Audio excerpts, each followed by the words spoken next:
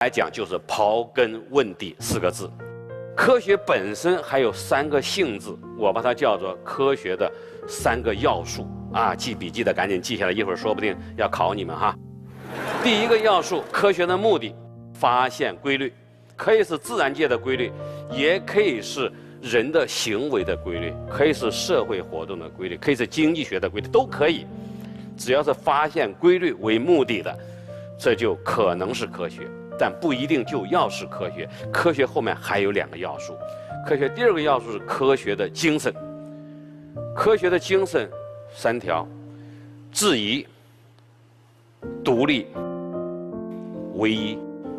质疑指的是什么事情？有地心说，大家一再质疑，你到底对不对呀？和观测结果能不能对得上啊？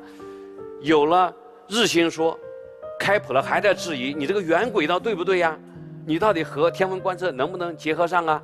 有了开普勒定律，有了开普勒定律，牛顿还不满足，你为什么有开普勒定律呀？不断的质疑。科学精神的第2个是独立。独立的意思是说，不管谁做这个研究，美国人做、英国人做、中国人做，只要做对了，结果都是一样的。唯一是说，最后你追求的科学规律是唯一的。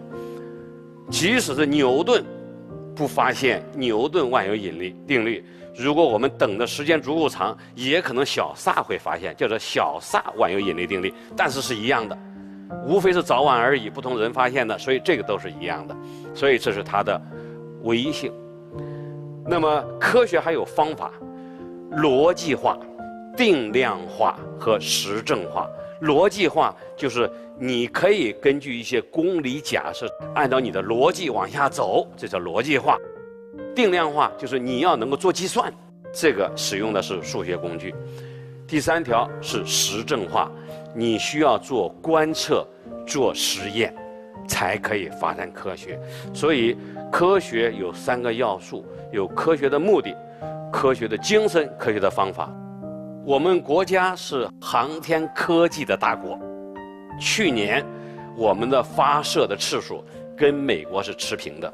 我们如果数一数我们在天上的，比如说天上的做科学研究的话呢，我们占的比例非常的小。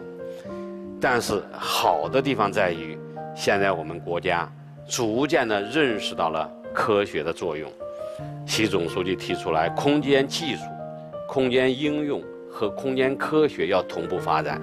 所以在今后的一段时间里面，我相信我们在使用我们先进的航天技术，做科学的探索，来探索宇宙，认识宇宙里面的科学规律，在这件事情应该会做的越来越多。